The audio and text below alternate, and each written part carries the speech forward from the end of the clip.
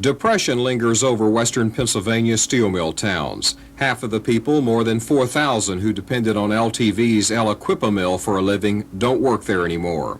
Main Street El Equipa shows signs of the human toll reaped by foreign steel imports.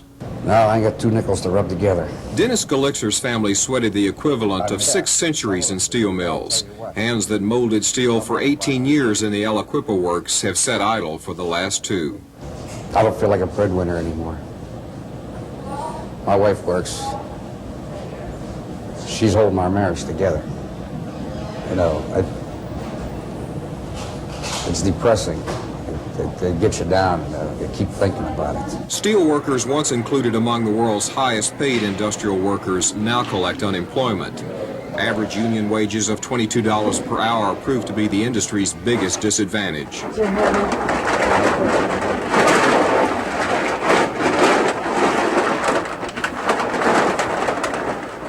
Steelworkers swallow their pride to accept Salvation Army handouts. The next thing is got to go on welfare because there ain't no food.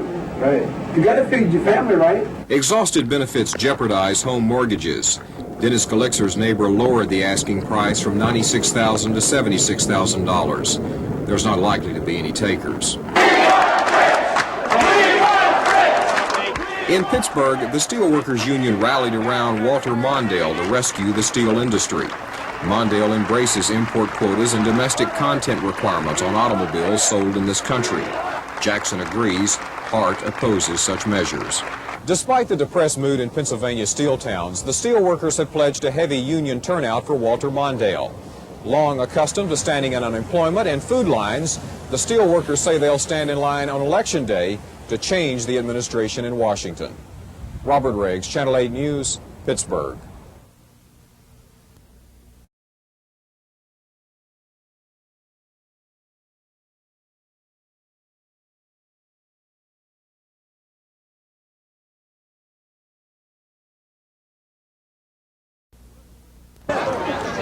The Reverend Jesse Jackson leads an excited black electorate that may not only decide the Democratic Party's nominee, but the presidency itself.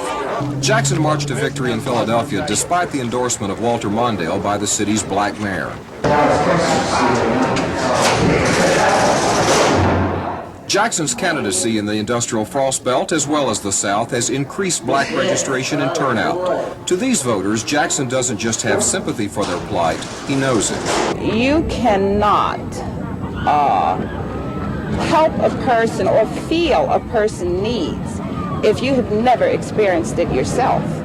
And most of your whites that are running, I mean, they're more or less born with the silver spoon. Jackson instills racial pride. He symbolizes what can be. I can be mayor. I can be mayor. I can be judge. I can be judge. I can be governor. I can be governor. I can be president. I can be president. I can do what I want to do. I can do what I want to do. Go where I want to go. I can go where I want to go. I am somebody. Somebody. The issues that Jesse is bringing forth, no presidential candidate can afford to eliminate them from the agenda. In the Pittsburgh debate, Jackson's presence gave black issues prominence. Mondale took a tough stand against South Africa's policy of racial discrimination.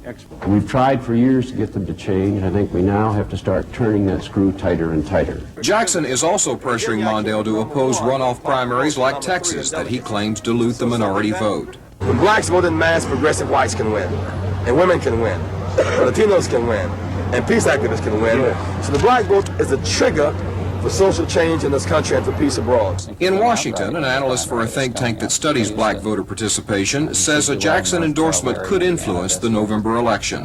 11 states with a total of 134 electoral votes, where the number of unregistered black voters is higher than Reagan's victory margin was in 1980. So the states could tip from the Republicans to the Democrats in the presidential race because of the increase in black voter registration. Blacks never fully realized the universal human rights declared by our founding fathers here at Independence Hall more than 200 years ago. Now, the Reverend Jesse Jackson inspires hope with his message that the hands that once picked cotton can now pick a president. Robert Riggs, Channel 8 News, Philadelphia.